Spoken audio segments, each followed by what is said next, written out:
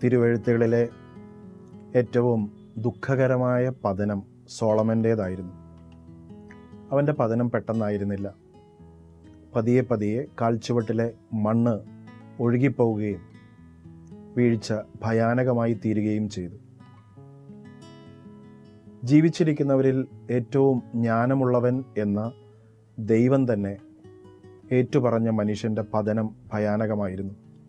രാജാക്കന്മാരുടെ 1-ാമത്തെ പുസ്തകം 11:9 സോളമൻ്റെ പതനത്തെക്കുറിച്ച് വ്യക്തമായിട്ട് രേഖപ്പെടുത്തിയിട്ടുണ്ട്.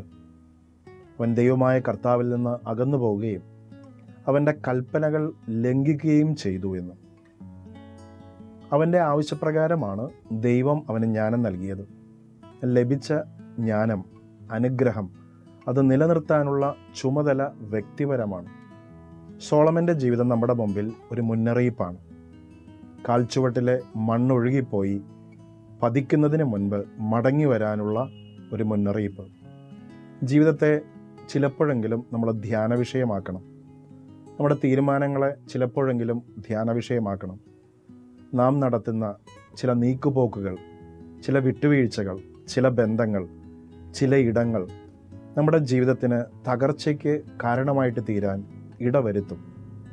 12 പേരിൽ ഒരുവനല്ലേ ഗുരുവിൻ്റെ ഏറ്റവും വലിയ തകർച്ചയ്ക്ക് കാരണമായി തീർന്നത്? വചനത്തിൽ നാം വായിക്കുന്നുണ്ട്. ലൂക്കായുടെ സുവിശേഷം അതിൻ്റെ 5-ാമത്തെ അധ്യായത്തിൽ 4 പേർ ചേർന്ന് ഒരു തളർവാദ രോഗിയെ യേശുവിൻ്റെ അടുക്കിലേക്ക് കൊണ്ടുവരുന്നത്. അടുത്തെത്താൻ കഴിയാത്തത് കൊണ്ട് കയറ് കെട്ടി കട്ടിലോടുകൂടെ അവൻ്റെ മുമ്പിലേക്ക് രോഗിയെ ഇറക്കുന്ന അനുഭവം. ഈശോയുടെ അടുത്തു നിന്നവർ ഒരുപാട് പേരുണ്ടായിരുന്നു. സാമീപ്യം നമ്മളെ ഒരിക്കലും അനുഗ്രഹത്തിലേക്ക് നയിക്കുകയില്ല. മറിച്ച് സത്യസന്ധമായ മനോഭാവങ്ങളും നിലപാടുകളുമാണ് നന്മയിലേക്ക് നമ്മളെ നയിക്കാൻ ഇടവരുത്തുന്നത്. തപസ്സുകാലം നമ്മളെ സംബന്ധിച്ച് നിലപാടുകൾ എടുക്കാനുള്ള അനുഭവമാണ്. അതിന് വില കൊടുക്കാനുള്ള അനുഭവമാണ്. ദൈവം അനുഗ്രഹമായും സൗജന്യമായും നൽകുന്ന കൃപകളെ അത് ജീവിതത്തിൽ സൂക്ഷിക്കുവാനും വളർത്തുവാനുള്ള ഉത്തരവാദിത്വം നമുക്കുണ്ട്.